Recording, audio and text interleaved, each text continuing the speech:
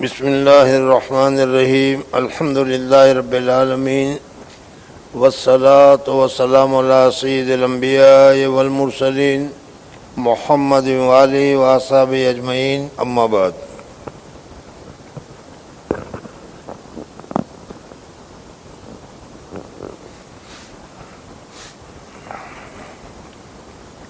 باب تحریم الکذب۔ مصنف رحمۃ اللہ تعالیٰ علیہ نے جھوٹ کو حرام اور جھوٹ کے بولنے میں کیا کیا گناہ ہے اور جھوٹ بولنے سے کیا نقصانات ہوتے ہیں اور جھوٹ بولنے کی کن لوگوں کے اندر عادت ہے، اس کو تفصیل کے ساتھ یہاں پر ذکر کیا ہے۔ اور اس میں بھی ایک خاص بات کہ آدمی نے کوئی خواب دیکھا نہیں ہے لیکن اس کے باوجود وہ جھوٹا خواب بیان کر رہا ہے کہ میں نے ایسا دیکھا ایسا دیکھا ایسا دیکھا، تو اس خواب کی برائی یعنی جھوٹے خواب کی برائی خاص طور پر آپ حضرات کے سامنے ان دنوں آ رہی ہے۔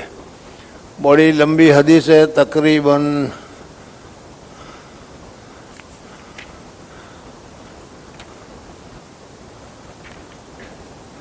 دو صفحے کی حدیث ہے۔ اللہ کرے کہ اب یہ مختصر دن میں یہ پوری ہو جائے۔ بہرحال باب و تحریم الکذب۔ قال اللہ تعالی ولا تقف ما لیس لک بہ علم وقال تعالی ما یلفظ من قول الا لدیہ رقیب عتید۔ یہ آیت میں جھوٹ کے بعد پھر اس کے علاوہ جو کو تم بولتے ہو کرامن کاتبین دونوں موجود ہے، وہ تمہارے ہر لفظ کو ٹیپ ریکارڈ کر رہے ہیں، لکھ رہے ہیں۔ وان ابن مسعود رضی اللہ تعالیٰ عنہ قال قال رسول اللہ صلی اللہ علیہ وسلم ان الصدق یہدی الی البر وان البر یہدی الی الجنہ وان الرجل لیصدق حتی یکتب عند اللہ صدیقا وان الکذب یہدی الی الفجور وان الفجور یہدی الی النار وَأَنَّ الرَّجُلَ لَيَكْذِبُ حَتَّى يُكْتَبَ عِندَ اللَّهِ كَذَّابًا متفق علیہ۔ مصنف رحمۃ اللہ تعالیٰ علیہ نے اس حدیث کو بخاری مسلم دونوں کتابوں میں ذکر کیا ہے۔ حضرت عبداللہ ابن مسعود رضی اللہ تعالیٰ عنہ فرماتے ہیں کہ رسول اللہ صلی اللہ علیہ وسلم نے فرمایا، سچائی کھینچ کر لے جاتی ہے، ہدایت کرتی ہے بر اور بھلائی کی طرف، اور بھلائی لے جاتی ہے جنت کی طرف۔ یعنی اس کا مطلب یہ ہوا کہ اگر آدمی سچ بولے گا تو سچ بولنے کی وجہ سے بھلائی کی طرف جائے گا، اچھائی کی طرف جائے گا، راحت اور سکون کی طرف جائے گا، اور آخر میں نتیجہ اس کا جنت میں جائے گا اور جنت اس کو حاصل ہوگی۔ اور تیسری بات یہ بتائی کہ وَأَنَّ الرَّجُلَ لَيَصْدُقُ، اگر آدمی سچ بولتا رہتا ہے، ہر وقت آدمی سچ بولتا رہتا ہے، تو سچ بولنے کی وجہ سے اللہ تبارک و تعالیٰ کے یہاں ایک فہرست ہے، اس فہرست میں سچوں میں اس کا نام لکھا جاتا ہے۔ آدمی سچ بولتا رہتا ہے، سچ بولتا رہتا ہے، جھوٹ نہیں بولتا، تو اللہ تبارک و تعالیٰ کا یہاں جو فہرست ہے، اس فہرست میں اس کا نام صدیقوں کی فہرست، سچوں کی فہرست، اتنے سچ بولنے والے، اس میں اس کا نام لکھا جاتا ہے۔ اگر ہمارا نام اس فہرست میں لکھا جائے تو ہمارے لیے کتنی بڑی سعادت کی بات ہوگی۔ وَأَنَّ الرَّجُلَ لَيَصْدُقُ حَتَّى يُكْتَبَ عِندَ اللَّهِ صِدِّقًا، اللہ کے پاس وہ سچوں میں لکھا جاتا ہے۔ وَأَنَّ الْكِذْبَ يَهْدِي إِلَى الْفُجُورِ، جھوٹ فسق و فجور، جھوٹ برائی کی طرف لے جاتا ہے۔ اپنی زبان میں بھی ہم کہتے ہیں کہ جھوٹ مت بولو۔ اگر ایک جھوٹ بولو گے، بولتے نہیں اس لیے پتہ نہیں چلے گا، ایک جھوٹ بولو گے تو اس جھوٹ کو سچا کرنے کے لیے دوسرے 100 جھوٹ بولنے پڑیں گے۔ جھوٹ یہدی الی الفجور، فجور کی طرف، فسق و فجور کی طرف لے جاتا ہے۔ وان الفجور یہدی الی النار، اور فجور لے جاتا ہے آدمی کو جہنم کی طرف۔ تو جھوٹ کا انجام جہنم ہے اور سچائی کا انجام جنت ہے۔ اور مرد جھوٹ بولتا رہتا ہے یہاں تک کہ وہ لکھا جاتا ہے اللہ تبارک و تعالیٰ کے نزدیک کذاب کے فہرستوں میں، اور کذاب لکھا جاتا ہے بہت زیادہ جھوٹ کا بولنے والا۔ میں نے ابھی بتایا کہ دیکھو بھائی بہت بری بات ہے،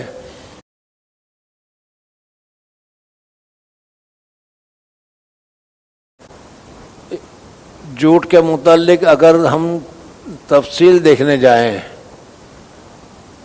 تو حضور اقدس صلی اللہ علیہ وسلم کا جو زمانہ ہے اس زمانہ کو ہم یہ سمجھتے ہیں کہ بہت ہی خراب زمانہ تھا، اخلاق عادات سب کے اعتبار سے۔ بچیوں کو زندہ درگور کر دیا کرتے تھے، ایک دوسرے کے اوپر ظلم کرتے تھے، یہ ساری تفصیلیں آپ نے سنی ہوگی۔ لیکن یہ بات آپ نے شاید نہیں سنی ہوگی کہ ایسے جھوٹے، ایسے خراب، ایسے برے عمل والے زمانے میں بھی کافروں کے یہاں، غیر مسلموں کے یہاں جھوٹ بولنا بہت بڑا عیب سمجھا جاتا تھا، اور جھوٹ بولنا بہت بڑا معیوب سمجھا جاتا تھا، اور اس زمانے میں بھی لوگ جھوٹ بولنے کو پسند نہیں کرتے تھے۔ حضور اقدس صلی اللہ علیہ وسلم نے صلح حدیبیہ کے بعد سن 6 ہجری کے بعد جب صلح حدیبیہ ہو گئی اور اس میں یہ طے ہو گیا کہ 10 سال تک اب لڑائی نہیں ہوگی، تو پھر حضور اقدس صلی اللہ علیہ وسلم نے اس زمانے کے جو بڑے بڑے بادشاہ تھے، سپر پاور، ان سب کو حضور اقدس صلی اللہ علیہ وسلم نے خط لکھا اور دین کی دعوت دی۔ ایران کا بادشاہ تھا، اس کو بھی خط لکھا۔ رومن ایمپائر، اس زمانے میں رومن ایمپائر تھا، اس رومن ایمپائر کو بھی خط لکھا۔ بڑی لمبی تفصیل ہے اس میں۔ جب وہ خط اس ایمپائر کو پہنچا، وہ حضرت عیسیٰ علیہ السلام کو ماننے والے تھے، تو اس نے، اور معلوم ہی نہیں تھا کہ عرب کون ہے یا عربوں کی حالت کیا ہے، یعنی اتنے سارے، اس وقت تو الحمدللہ عربوں کی بڑی حالت ہے، لیکن اس وقت ان کو کوئی جانتا نہیں تھا، پہچانتا نہیں تھا، ان کے اخلاق اچھے نہیں تھے، ان کے عادات اچھے نہیں تھے، ان کا رہنا کہنا اچھا نہیں تھا، اس وجہ سے کوئی آدمی ان کے اوپر حکومت کرنے کے لیے تیار نہیں تھا۔ مکہ مکرمہ کا جو علاقہ ہے جس کو آج کل سعودی عربیہ کہتے ہیں، سعودی عربیہ اصل نام نہیں ہے، اصل نام تو ہے عربستان، حجاز، اس کے اوپر کسی کی حکومت نہیں ہوئی آج تک۔ یہ دو بڑی سپر طاقت ہے، میں نے بتائی، رومن ایمپائر، رومن ایمپائر کی طاقت تھی لیکن وہ بھی جارڈن تک، ملک شام میں آئی تھی، اور ایرانی ایمپائر جو تھا اس کی جو طاقت تھی وہ تھی یمن تک، وہ بھی عرب میں نہیں آیا تھا۔ خیر بہرحال، تو جب رومن ایمپائر میں خط پہنچا ہے تو اس رومن ایمپائر کا جو بادشاہ تھا، اس بادشاہ نے کہا کہ وہ ملک شام ہے، کہ ملک شام میں مکہ کے لوگ تجارت کے لیے آیا کرتے ہیں، حضور صلی اللہ علیہ وسلم بھی 2-3 مرتبہ تشریف لے گئے تھے، اور کیا ہے، مکہ کا قافلہ جایا ہی کرتا تھا۔ تو اس نے کہا کہ اگر کوئی مکہ کا آدمی آیا ہوا ہو تو ان کو بلاؤ، میں اس آدمی کے متعلق کچھ تحقیق کرنا چاہتا ہوں۔ رومن ایمپائر کا جو بادشاہ تھا، ہرقل اس کا نام ہے، شاید انگلش میں ہرکیولس کہتے ہیں اس کو، تو یہ ہرقل جو ہے بہت بڑا بادشاہ تھا، بہت زبردست عالم تھا، بہت زبردست تاریخ کا جاننے والا تھا، اور تاریخ کے جاننے کے ساتھ ساتھ وہ کیا ہے، جیوتش کو بھی بہت اچھی طریقے سے جانتا تھا۔ حضرت عیسیٰ علیہ السلام کا ماننے والا تھا، اس لیے وہ یہ بھی سمجھتا تھا کہ حضرت عیسیٰ علیہ السلام نے فرمایا ہے کہ یأتی من بعدہ اسمہ احمد، کہ میرے بعد ایک نبی آئے گا جس کا نام محمد ہوگا، اور اس کی بات ماننا وغیرہ، یہ ساری چیزیں اس کو معلوم تھی۔ تو جب یہ حضور صلی اللہ علیہ وسلم کا خط پہنچا تو اس کو ہوا کہ یہ ہے کون؟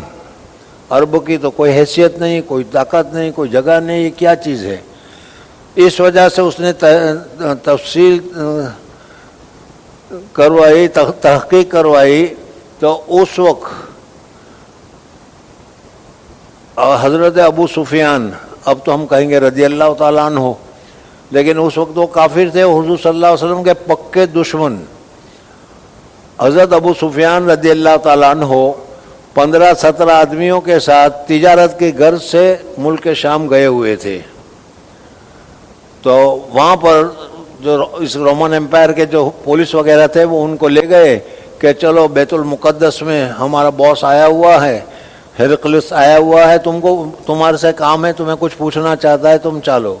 اس لیے وہ گئے، ان کو ٹھہرایا بہت اچھی طریقے سے، اور دوسرے دن پارلیمنٹ بیٹھی رومن امپائر کی، اور اس پارلیمنٹ میں ان حضرات کو بلایا، عربوں کو، چونکہ ان کی زبان عربی تھی اور یہ لوگ رومن امپائر والے تھے، جہاں سمجھتے نہیں تھے تو انٹرپریٹر کو بلایا گیا، بٹھایا، اس کی ساری تفصیل حدیث پاک میں ہے، یاد بھی آ رہی ہے، لیکن ادھر 6 بھی بج رہے ہیں، آپ لوگوں کو نیند بھی آ رہی ہے، تو میں کیا کروں پھر۔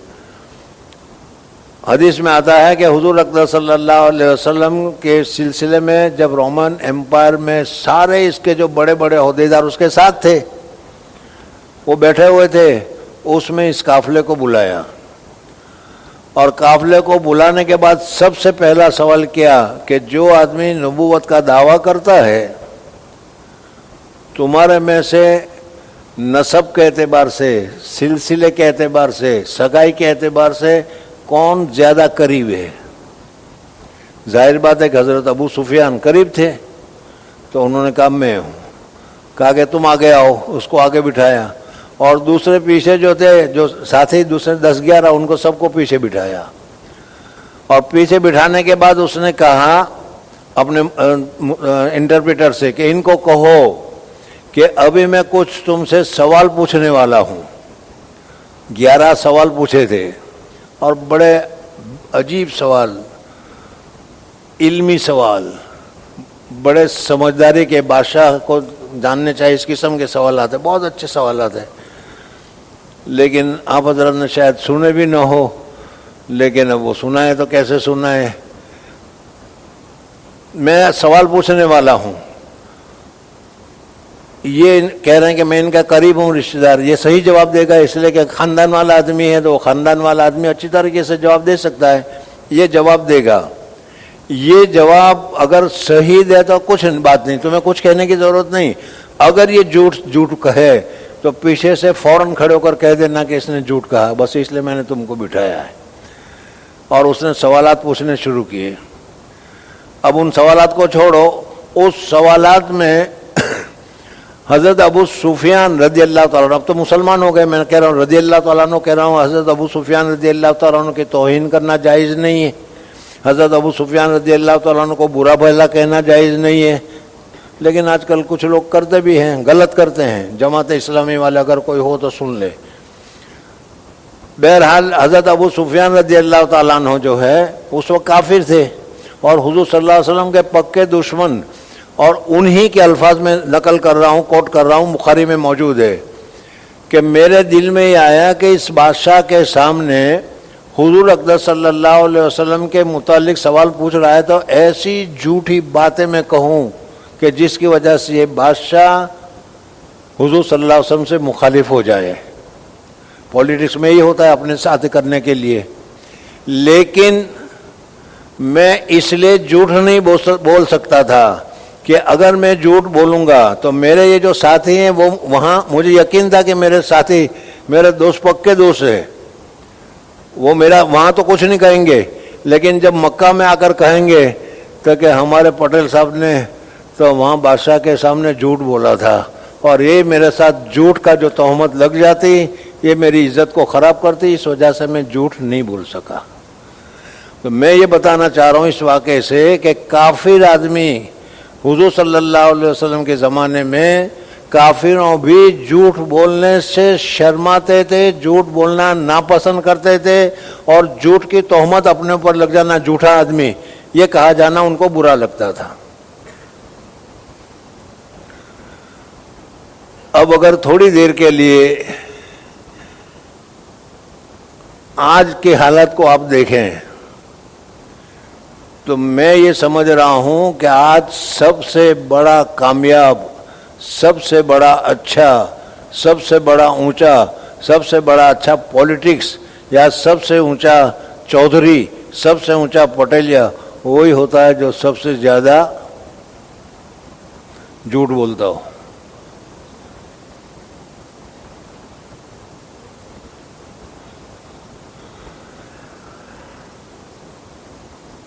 اور یہ شروع ہوا تھا جرمنی سے۔ جرمنی کا ورلڈ وار کے موقع پر ایک آدمی نے کہا تھا جھوٹ بولو اور جھوٹ بولو، جھوٹ اتنا بولو کہ لوگ جھوٹ کو سچ سمجھنا شروع کر دیں۔ وہیں سے یہ شروع ہوا۔ گمراہی تو کہیں نہ کہیں سے شروع ہوتی ہے، اور پروان چڑھی، اتنی پروان چڑھی، اتنی پروان چڑھی کہ اب کہنے والے کہتے ہیں جھوٹ بولو، جھوٹ بولو، اتنا جھوٹ بولو کہ لوگ جھوٹ کو سچ سمجھنے لگے۔ کون کہتا ہے وہ آپ حضرات جانتے ہوں گے، یا نہیں جانتے جانے دو۔ اس قدر جھوٹ بولا جا رہا ہے، حالانکہ جو بڑے عہدے والے، بڑے طاقت والے لوگ ہوا کرتے ہیں، ان کو جھوٹ بولنے کی ضرورت نہیں پڑتی۔ جھوٹ تو وہ کمزور قسم کے لوگ بولتے ہیں پریشانیوں کو دور کرنے کے لیے۔ طاقت والے کو جھوٹ بولنے کی کیا ضرورت؟ حکومت والے کو جھوٹ بولنے کی کیا ضرورت؟ اس کے پاس تو ساری طاقت ہے۔ لیکن اب وہاں سے حکم ہو رہا ہے کہ جھوٹ بولو، اتنا جھوٹ بولو کہ بس جھوٹ بولو خلاص۔ اور ہے بھی یہ کہ جیسے جیسے دجال کا زمانہ آئے گا، دجل اور فریب کا زمانہ جتنا زیادہ قریب آئے گا، اتنا زیادہ بناوٹ، جھوٹ اور فریب اتنا زیادہ عام ہوگا۔ آپ دیکھ رہے ہیں 10-15 سال میں تجربہ آپ لوگوں کو ہوا ہوگا کہ اتنا زیادہ بناوٹ، اتنا زیادہ دجل، اتنا زیادہ بناوٹ کیا ہے باتوں میں، لوگوں میں، ہم لوگوں میں بھی نہیں تھی جتنی آج کل ہمارے اندر آ چکی ہے، اور جتنا زمانہ اور آگے جائے گا اتنا اور آتا چلا جائے گا۔ لیکن ایسے وقت میں زمانے کی ہوا کے ساتھ چلنا یہ مسلمانوں کا کام نہیں۔ مسلمانوں کے پاس حق ہے، مسلمانوں کے پاس ایک صحیح اسپرٹ ہے، اسے چاہیے کہ اسی اسپرٹ کو وہ پکڑ کے رہیں۔ دنیا جو کچھ بھی چلتی رہے، دنیا جیسی بھی ہوا چلاتی رہے، ہمیں اپنے حق کے اوپر رہنا چاہیے۔ بہرحال بات لمبی ہو جائے گی، مجھے صرف اس وقت یہ بتانا ہے کہ جھوٹ بہت ہی بری چیز ہے۔ ایک بات تو اس حدیث میں یہ آئی کہ آدمی سچ بولتا رہے، سچ بولتا رہے تو اللہ تبارک و تعالیٰ کے فہرست میں وہ صدیقین میں اس کا نام شمار ہوتا ہے۔ حضرت ابوبکر صدیق رضی اللہ تعالیٰ عنہ، عورتوں میں دیکھے تو حضرت عائشہ صدیقہ رضی اللہ تعالیٰ عنہ۔ اور اگر آدمی جھوٹ بولتا رہے تو جھوٹوں کی فہرست میں نام اس کا شمار ہونا شروع ہو جاتا ہے۔ جھوٹے کذاب کذاب کذاب، جس میں جھوٹے نبی مسیلمہ کذاب اور اسود اونسی اور وغیرہ ایسے جس نے جھوٹی نبوت کے دعویٰ کیے، سب کذابوں میں شمار کیے جاتے ہیں، جھوٹوں میں شمار کیے جاتے ہیں۔ اور ہم لوگ بھی جھوٹ بول کر ہمارا نام بھی اسی میں آتا ہے۔ اس وجہ سے میں یہ چاہتا ہوں کہ آج کی اس مجلس میں ہر ایک آدمی اپنے طور پر یہ طے کرے کہ مجھے حضور اقدس صلی اللہ علیہ وسلم کے طریقے پر رہنا ہے۔ اور حضور اقدس صلی اللہ علیہ وسلم کا طریقہ کیا تھا؟ حضور اقدس صلی اللہ علیہ وسلم کا طریقہ کیا تھا کہ جس نے زندگی میں کبھی ایک مرتبہ بھی جھوٹ نہیں بولا، حتیٰ کہ حضور اقدس صلی اللہ علیہ وسلم کو لوگوں نے صدیق کا نام کی جگہ پر صدیق کے ساتھ حضور صلی اللہ علیہ وسلم کو پکارنا شروع کر دیا۔ اسلام لانے کے بعد مخالف ہوئے اسلام کی وجہ سے، اور اسلام لانے سے پہلے جب حضور صلی اللہ علیہ وسلم نے مکہ والوں کو کوہ صفا پر جمع کیا تھا اس زمانے کے دستور کے مطابق، اور حضور صلی اللہ علیہ وسلم نے ایک سوال کیا پہلے ہی کہ میں تم سے ایک بات کہنے والا ہوں، میری اس بات کو تم مانو گے؟ کیا بات کہنے والا ہوں وہ کچھ نہیں کہا، میں ایک بات کہنے والا ہوں، کیا تم مانو گے اس کو؟ اور پھر کہا کہ میں اس وقت یہاں کھڑا ہوں کوہ صفا کے اوپر، اور کوہ صفا کے پچھلی طرف میں دیکھ رہا ہوں کہ بہت بڑا لشکر جرار، بہت بڑا لشکر ایک کھڑا ہے اور وہ تمہارے اوپر حملہ کرنے والا ہے۔ بتاؤ تم میری اس بات کو سچ مانو گے یا نہیں؟ اس زمانے کے کافروں نے جو حضور اقدس صلی اللہ علیہ وسلم کے لیے جو الفاظ استعمال کیے بخاری شریف میں موجود ہے، کہا کہ ما جربناک علی الکذب، ہم نے آپ کو آج تک کبھی جھوٹ بولتے ہوئے نہیں پایا، اس وجہ سے ہم آپ کی بات کو بالکل سچ سمجھیں گے۔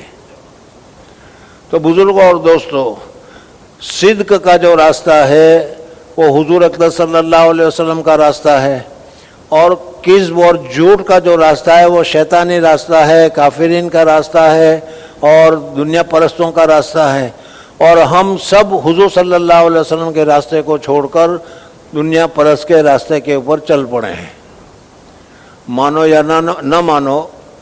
لیکن ان سب میں بھی ہم اپنے طور پر، میں کسی کا نام لے کر کسی کو نہیں کہہ رہا، یاد رکھنا، کوئی اپنی ٹوپی اپنے سر پر اوڑھ لے کہ ہمیں کہا، میں خود اپنے آپ کو کہہ رہا ہوں کہ ہم میں شاید کوئی ایسا ملے کہ جس نے زندگی میں کبھی جھوٹ نہ بولا ہو، لیکن جب اب ہمیں معلوم ہو گیا کہ جھوٹ بولنا برا ہے اور جھوٹ بولنے والا کذاب سمجھا جاتا ہے، جھوٹ بولنے والا اللہ کے فہرست میں کذاب ہے، جھوٹ بولنے والا حضور صلی اللہ علیہ وسلم کے طریقے کے خلاف ہے، اور ہم حضور صلی اللہ علیہ وسلم کے طریقے کے موافق ہے، تو ہمیں حضور صلی اللہ علیہ وسلم کے طریقے کو مضبوط پکڑنا چاہیے، اور مضبوط پکڑنے کے ساتھ آج 27ویں رمضان میں یا 28ویں رمضان میں فجر کے بعد یہ عہد کرنا چاہیے کہ انشاءاللہ مرتے دم تک سچ ہی بولیں گے، جھوٹ نہیں بولیں گے۔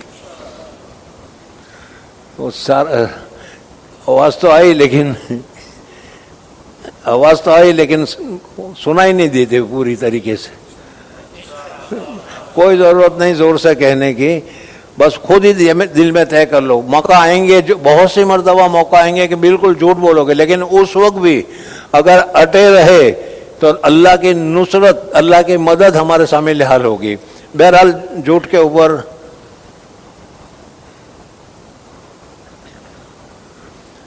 دوسری حدیث حضرت عبداللہ بن عمرو بن العاص رضی اللہ تعالیٰ عنہ کی ہے۔ حضرت عبداللہ بن عمرو بن العاص رضی اللہ تعالیٰ عنہ فرماتے ہیں کہ نبی کریم صلی اللہ علیہ وسلم نے فرمایا، اربعن من کن فیہ کان منافقا خالصا۔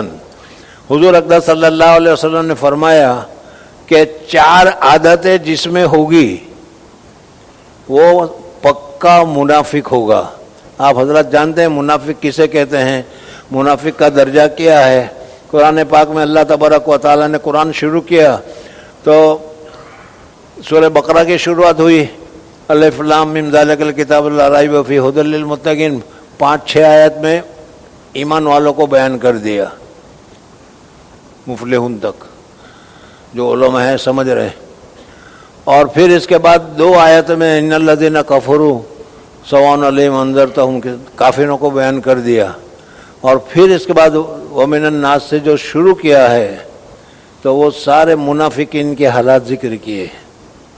اللہ جل جلالہ کیا، دل میں کچھ، زبان پر کچھ،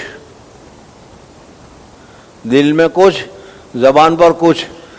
آج یہ بھی منافقت بھی اچھی عادتوں میں شمار ہو رہی ہے، حالانکہ منافقت بہت بری عادت ہے۔ انہوں فی الدرک الاسفل من النار، جہنم کے سب سے تہ میں ہوں گے یہ لوگ۔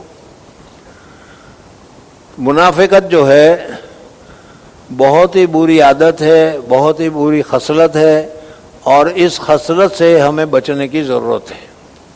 حضرت عبداللہ بن عمرو بن العاص رضی اللہ تعالیٰ عنہ فرماتا ہے کہ نبی کریم صلی اللہ علیہ وسلم نے فرمایا کہ 4 من کن فیہ، 4 چیزیں ہیں جس آدمی میں بھی ہوگی، کان منافقا خالصا، وہ پکا منافق ہوگا۔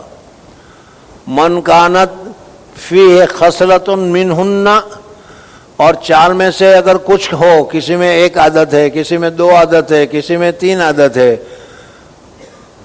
من کانت فیہ خصلۃ منہن کانت فیہ خصلۃ من نفاق، تو نفاق کی وہ 1 عادت اس میں ہوگی، یعنی کچھ نفاق کا اثر اس میں ہوگا، لیکن حتی یدعہا، یہاں تک کہ اس بری عادت کو وہ چھوڑ دے۔ اگر بری عادت کو اس نے چھوڑ دیا تو وہ منافق نہیں ہے، لیکن اگر نہیں چھوڑا تو یہ عادت کھینچ کے لے جائے گی اس کو منافقت کی طرف. اذا اؤتمن خانہ، جب امانت سپرد کی جائے تو اس میں خیانت کرے. امانت سپرد کی جائے تو خیانت کرے. امانت کی بہت ساری صورتیں ہیں. ہم تو ایک ہی امانت کو سمجھنے، پیسے دیے گئے ہیں تو وہ ایک امانت ہے، 100 روپے دیے گئے، $100 دیے گئے، بھائی امانت ہے رکھنا، تو یہ امانت ہے. یہ نہیں، امانت کی بہت ساری صورتیں ہیں. دیکھ، آپ کو میں ایک بات کہتا ہوں، کسی کو نہ کہنا، اپنے بیٹھ جانیے، سمجھ میں، یہ امانت کی بات ہوئی. لیکن اگر یہ تم نے کسی کو کہہ دیا تو جب تک 10-15 کو نہیں کہے گا وہاں تک اس کے پیٹ میں درد ہوتا رہے گا. یہ آج ہماری عادت ہے امانت میں خیانت کی. پتہ نہیں یہاں تو نہیں ہوگا اس لیے کوئی بات نہیں، لیکن میں بتا رہا ہوں یہ بھی امانت کے خلاف ہے.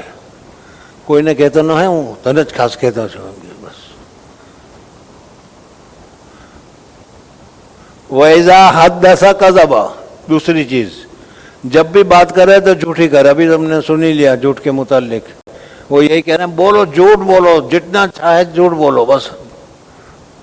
خود بھی جھوٹ بولتا ہے اور سب کو جھوٹ بولنے کی دعوت دیتا ہے. اور تیسرا وَإِذَا عَاهَدَ غَدَرَ، اور جب وہ عہد کرتا ہے تو وہ عہد کو پورا نہیں کرتا. بھائی لکھا ہو نام 4 چلے میں، وہ فٹ سے کھڑے کو اور 4 چلے کا نام تو لکھائے گا.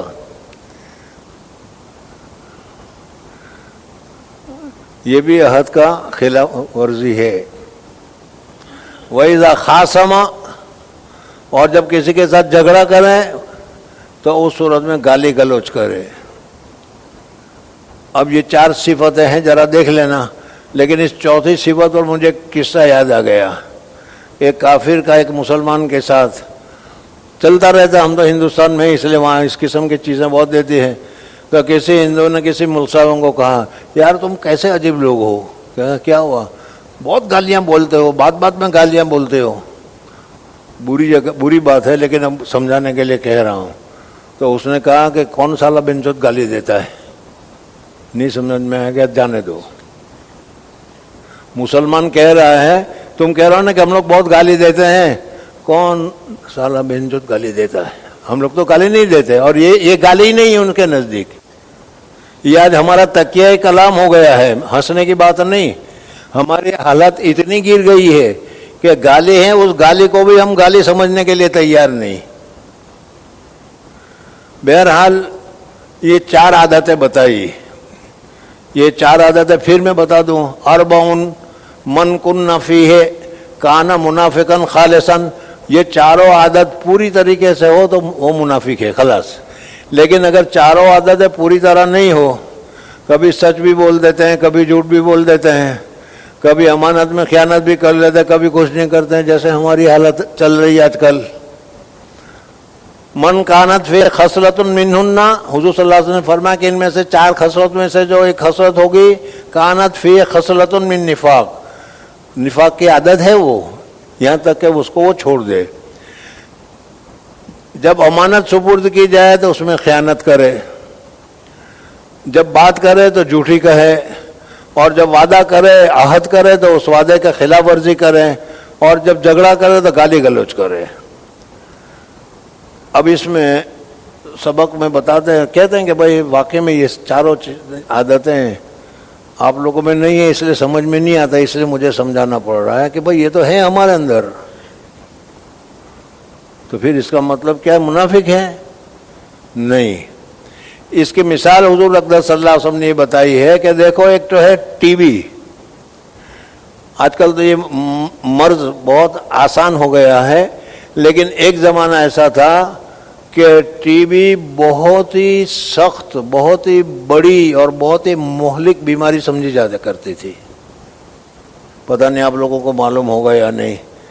سمجھ میں 30-40 سال پہلے جب کیا لندن کا ویزا وغیرہ لینا ہوتا تھا تو وہ پہلے ہی دیکھتے تھے کہ ٹی وی ہے کہ نہیں. سمجھ میں آ گیا. اب یہ ٹی وی جو ہے جس کو بھی ہوگی، اب ٹی بی کی خاص نشانی کیا ہے؟ بخار کا ہونا. اس آدمی کا ہمیشہ بدن گرم رہتا ہے, بخار رہتا ہے, جس کی ٹی بی ہوتی ہے وہ ہے یا نہیں, سمجھ میں آ رہا ہے کہ نہیں؟ تو ہے نفس بخار, لیکن وہ ٹی بی کی خاص علامت ہے. اور ابھی بھی بہت سو کو بخار ہوتا ہے, مجھے بھی کل پرسوں ہوا تھا, تو وہ ٹی بی تھوڑی ہے. لیکن اگر یہی بخار پرماننٹ ہو گیا تو یہ بخار تم کو کھینچ کے لے جائے گا ٹی بی کی طرف.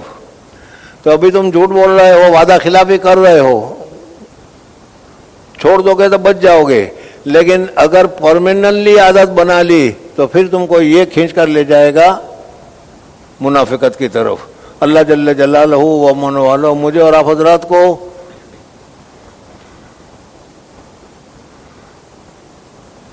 ان اخلاق رذیلہ سے, منافقت سے بچائے, اور اللہ تبارک و تعالی ہمیں سچی توبہ کی توفیق عطا فرمائے. سبحان اللہ و بحمدہ, سبحانک اللہم و بحمدک, نشہد ان لا الہ الا انت نستغفرک و نتوب الیک. بہت دیر ہو گئی, جلدی کرو بھائی.